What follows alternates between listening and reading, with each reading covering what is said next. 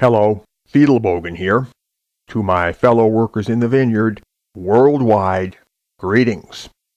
The talk today will be a long one, very long. It is titled Notes Toward a Counter-Feminist Theory of the State. It is for advanced students. Look in the low bar and you will find the link to a PDF copy of this talk. Very well, you have been warned. So here is part 1. The state and the social contract, their purpose and their interdependency. The social contract is a hypothetical agreement to live by certain rules, which for convenience we may term laws, and to relinquish what is called sovereignty to a thing known as the state. The state, in theory, embodies the intention of the social contract and adjudicates its operation in practice. Sovereignty, when given to the state, means the power of the state to enforce the social contract, if necessary, by violence. In practice, this means the power to issue final commands. Therefore, the state may be understood as the repository of the power to issue final commands in the service of the social contract. Commands may either originate from the state or be referred to the state for adjudication if there be any question under law of who can rightfully tell who to do what. But either way, the final command issues from the state, as from a court of last resort. The social contract and the state are formed together. They spring into existence at the same time by a necessity inherent to their case. They are vested in one another. They make a mutual fit with one another, and they cannot be understood apart from one another. If the social contract is voided, then the state has neither reason nor justification to keep existing. If the state is voided, then the social contract has no objective foundation of authority. This demonstrates the interdependence of the social contract and the state. Compromise either one and you compromise both. Invalidate either one and you invalidate both. The arrow of corruption points in both directions. So if either the social contract or the state are voided, then life reverts to what, for convenience, we may call the Hobbesian state of nature. The war of all against all. As matters historically stand, the legitimacy of the state may be called in question. I will discuss this further along. And if the legitimacy of the state be thus problematized, so likewise the authority of the social contract. For the authority of the social contract must be objectively grounded in the state.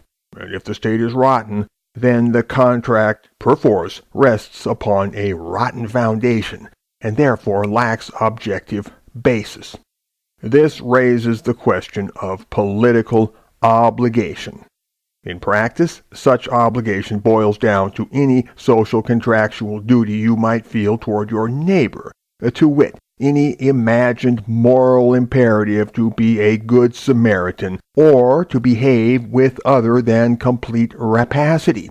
If the traditional social contract be fatally compromised, what basis can there possibly be for a social contractual duty other than your own morally autarkic pledge to behave well, to be self-policing, to be a state in your own right, and therefore sovereign? In short, absent of a social contract and its accompanying state authority, what base for political obligation could there be other than a moral law within yourself? That is where matters presently stand.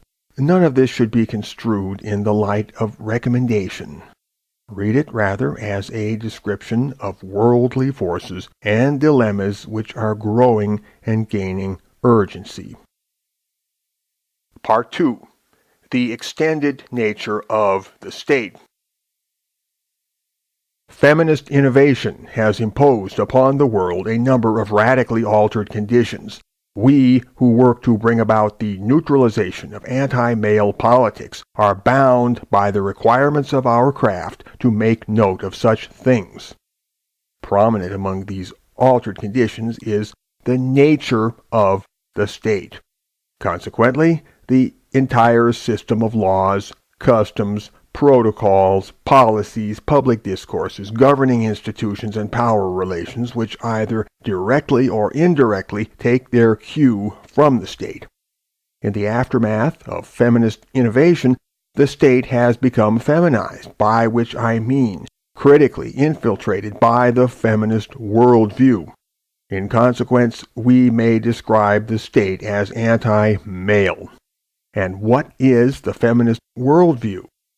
Briefly, it is the radically insinuated belief in a primordial male guilt which, according to said belief, coheres with a male-controlled power structure that is integral with the subjugation of women. This worldview is codified in the feminist intellectual construction known as patriarchy theory. The feminist worldview is a subtext to the political drive toward female supremacy. In its totality, this worldview constitutes an organizing premise and a validating template for female supremacist action in both the microcosm and the macrocosm. That the feminist worldview poses moral and epistemological difficulties is not lost upon the present speaker. I seek, however, not to validate feminist thinking, but only to explain how it operates. First, understand that feminism seeks moral sovereignty, meaning that the feminist system of moral evaluation would be given hegemonic privilege in all areas of life. Pursuant to this, the feminists have extended their revolution into every possible theater of power, inserting their influence at the highest possible point in every conceivable chain of command, seeking to move still higher when opportunity presents itself. The feminist drive for power has been a twofold, forked affair. On the one side, there has been a slow, deliberate penetration of the culture at the grassroots level of everyday life, in order to capture the hearts and minds of the masses. On the other, there has been a steady infiltration into the political zone with the design of grafting the feminist worldview onto the official apparatus of state by incremental modifications of law, public policy, and institutional structure. The feminists have famously promoted the Orwell-esque slogan that the personal is political. This path-breaking meme has conceptually extended the power of the state by making it unclear where the personal ends and where the political begins. The political, though variously understood in its implications, is properly the domain of the state. Specifically, it is the zone in which the state, if it has any right to meddle, may rightfully meddle. By contrast, the personal is off limits, or so you might assume. It is the zone in which the king and his officers care not to enter. Enter feminism, with its innovationary maxim that the personal is political. Think about what that means. It means the disjunction between the two zones, personal and political, is radically annulled. Let me say that again. The disjunction between the two zones is radically annulled. Personal life is now on a spectrum of operations indistinguishable from so-called politics. And from this it follows that the entire spectrum of human existence falls within the custodial purview of the state. It is a fuzzy border trick.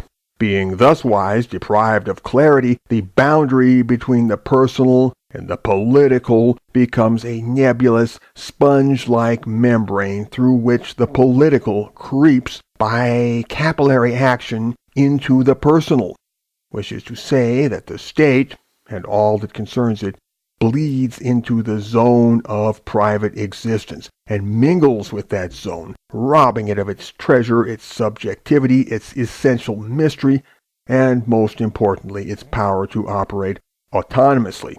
This lays the foundation for a totalitarian social order. Feminism is not alone in its drive to personalize the political and politicize the personal. The political left at large has also embraced the spirit of this maxim, and together with feminism forms a unified phalanx of intention upon this theme. The left, as a whole, is marked by its hostility toward private space of any kind, of thought, feeling, of action, or what you will. Feminism has bootstrapped into its current position of political sovereignty in a paradoxical fashion, a kind of reverse-engineered catch-22. This has occurred in a two-stage sequence. Firstly, by colonizing the state in order to make the state into a feminist or feminized system. And secondly, by claiming, or implicitly assuming, moral supremacy by reason of the political fait accompli effected in the first stage. And yet, barring its own repeated self-proclamation, feminism holds no original patent on moral supremacy, no officer's commission in the army of truth and virtue, and no license to command our hearts and minds in any way. You wouldn't let some half-whacked preacher on a street corner tell you how to think and feel and how to organize your life, would you? But feminism has accomplished that very thing. It is running on sheer bluff, sheer baloney, brazen audacity, and the moral timidity of far too many people. Feminism's infiltration of state apparatus on all levels, together with a simultaneous expansion of its cultural influence on the street, which reinforces penetration of formal state mechanisms, has brought about a condition tantamount to the annulment of church-state separation. Granted that feminism is not officially a church or a religion. Not officially. But that is a mere technicality, for the actual fait accompli is materially equivalent to a theocracy cast in ideological terms, an idiocracy, if you will. The beachhead is now established, and the road lies open to penetration inland, and goddess theologies are in the preparation stage, destined for unveiling and wider dissemination when the time is right. Such religious formats may never penetrate the official machinery of government, but that won't be necessary. They'll need only to pervade the broader culture, whilst purely secular versions of feminism place a lockdown on laws and institutions. The two will operate efficiently in tandem to uphold the illusion of church-state separation. But the power of the state no longer stops at any clearly understood boundary. For a number of fusions have occurred along with the church-state fusion lately mentioned, the political with the personal, for a prime example. Also, the feminist with the female, the feminist with the state, the secular with the spiritual, the ideological with the cultural, and others that could be cited. All of these examples interlink in a materially important way when you consider that they all directly involve or make a potential conduit for either feminism or state power. And these last two, as we have explained, have been so married to each other that wherever one goes, the other is sure to follow. The twofold colonization by the feminist worldview of such dualities as discussed above must be understood in context with its colonization of the female collective. Feminism, as said, has introduced radically altered conditions into the world, and this pattern of change may be accounted as both an episteme and a legacy. The average female citizen leans against it, reclines upon it, naively quotes it, and writes checks against its presumptive moral capital in more ways than you can hope to imagine. Such female citizens are passive feminists, fish unaware of the water. The feminist worldview has saturated their existence to such a depth that they eat, drink, think, talk, transpire, and excrete feminism with unfeigned innocence and complete oblivion to the source of what they are propagating. Let us somewhat tie together these multifarious threads of the extended feminized state. Remember that according to feminist preaching, the personal is political. Consider, therefore, that the state is contiguous with the political in nearly every sense, and that this inherent proximity is augmented both by feminist penetration of state apparatus and by a closely adjoining feminist activism within the political sphere, and that given the overlapping personnel and frequent border crossings, these neighboring zones of kindred energy will quickly bridge what little gap may separate them and merge into a seamless fabric of transmitted political effect, extending from all quarters to all quarters. Thereafter, the political infiltrates the personal in accordance with feminist exhortation, and this is followed up closely by the pervasive spreading of the feminized state, which has only to flow in the channel that was dug for it. A feminized omnilocational superstate, or complex of feministical operations, thus colonizes all socio-political levels and reaches into a variety of cultural niches and micro-domains, seeking to extend itself ever more and more. This feministical operations complex, which we have elsewhere spoken of, is given a conveniently abbreviated name, the femplex. And the nature of the femplex is totalitarian, a fact that will become more evident and more difficult to oppose in practice as time goes on. This expanded state, being feminized, is by its nature the enemy of all male citizens, and to lend it any moral support is to be a self-betrayer, complicit in your own oppression as a male citizen. And that says nothing about your betrayal of other men. Part 3. What this means for men. Reverting now to simpler terms of discussion, the case is this. Feminism has wrapped itself in the mantle of the state, and of a variety of state-like institutions whose authority is difficult to contravene, in order to gain investiture in the sovereignty of the state, and by so doing secure its own sovereignty, thereby gaining gravitas and mana against those who might tend to disrespect it. Now, the sovereign, according to long-established understanding, must ground itself in the legitimate. Such traditionally have been the rules of the road in the realm of political theory.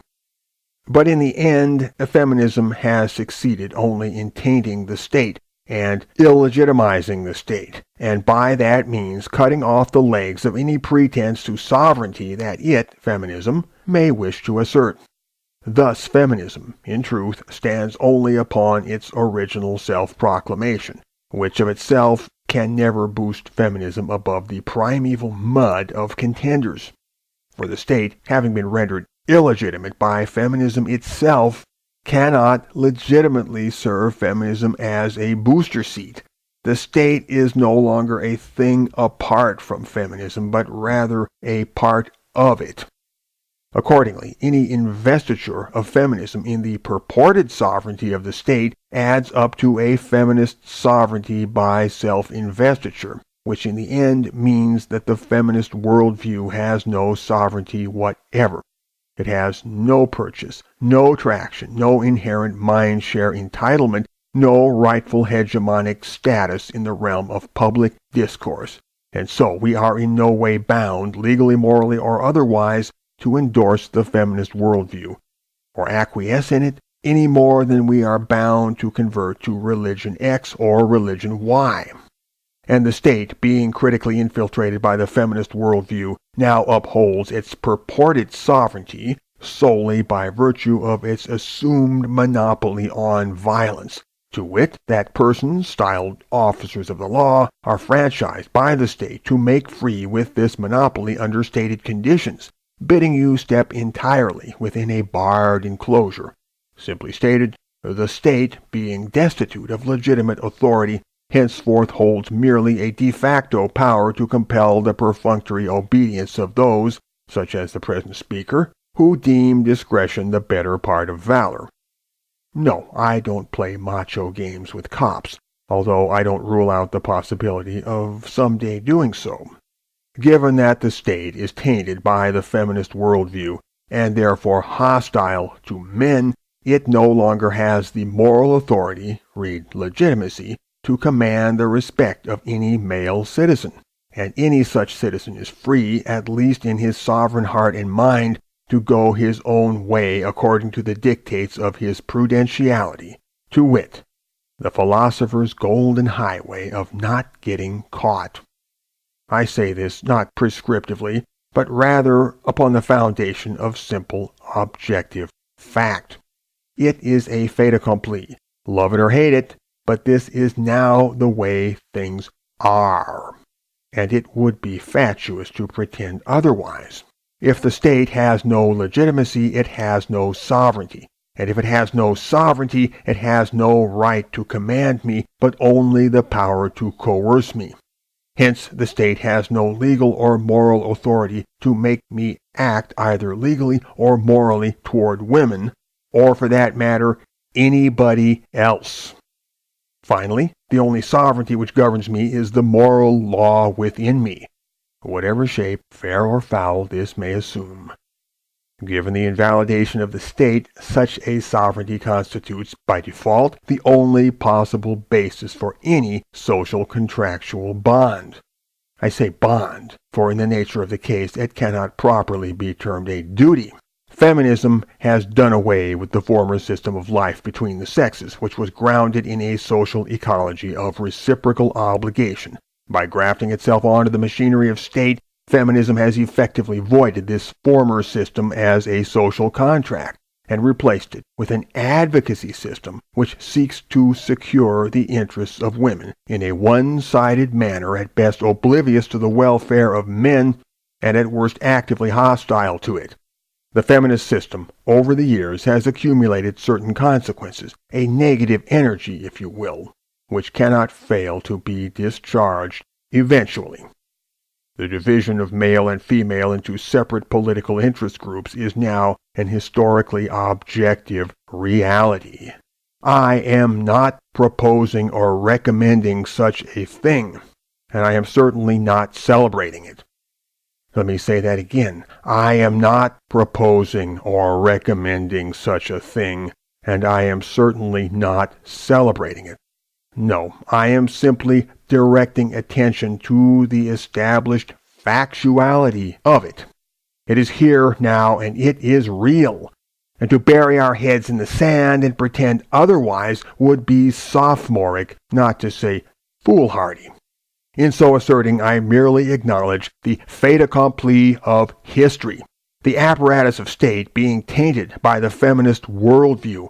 It follows that any social contract consistent with this tainted state is tainted in the same measure, and such a social contract, being the excrescence of a feminized state, can do naught other than to enforce female supremacism and anti-male politics. As a man, you might submit to such a contract willingly, or you might live in the Simpletonian illusion that some earlier contract still applies. But either way, you would submit to a regime that treats men as a class of slaves or a class of dogs.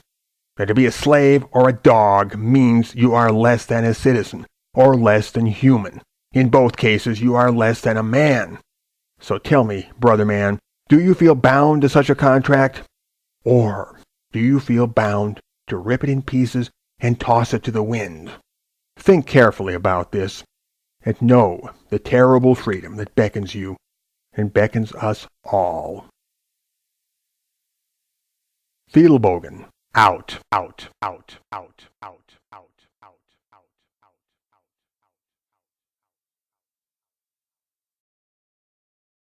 Nature, the war of all against all.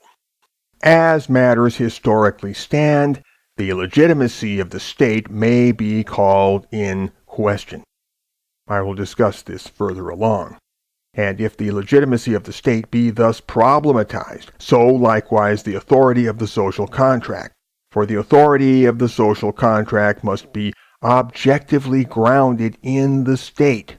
And if the state is rotten, then the contract, perforce, rests upon a rotten foundation, and therefore lacks objective basis. This raises the question of political obligation. In practice, ethical agreement to live by certain rules, which for convenience we may term laws, and to relinquish what is called sovereignty to a thing known as the state.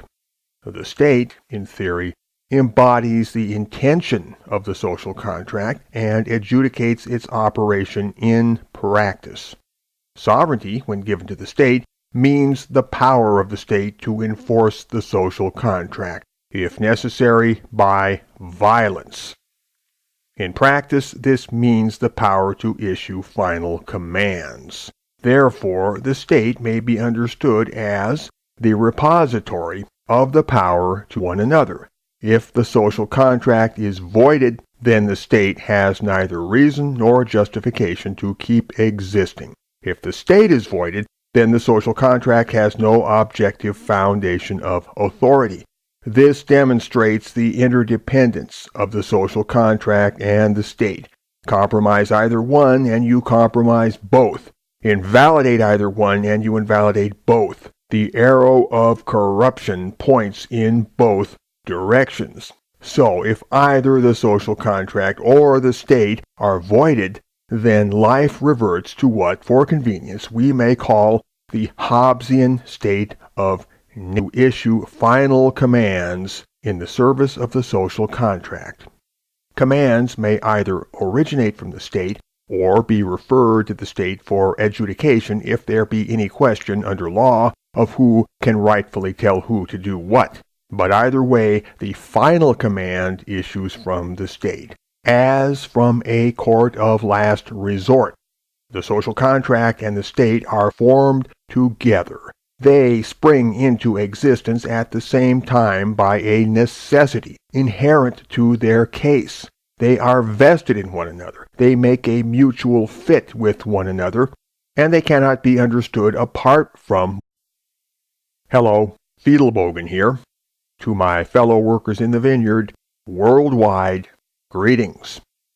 The talk today will be a long one, very long. It is titled Notes Toward a Counter-Feminist Theory of the State. It is for advanced students. Look in the low bar and you will find the link to a PDF copy of this talk. Very well, you have been warned, so here is part 1. The state and the social contract, their purpose and their interdependency.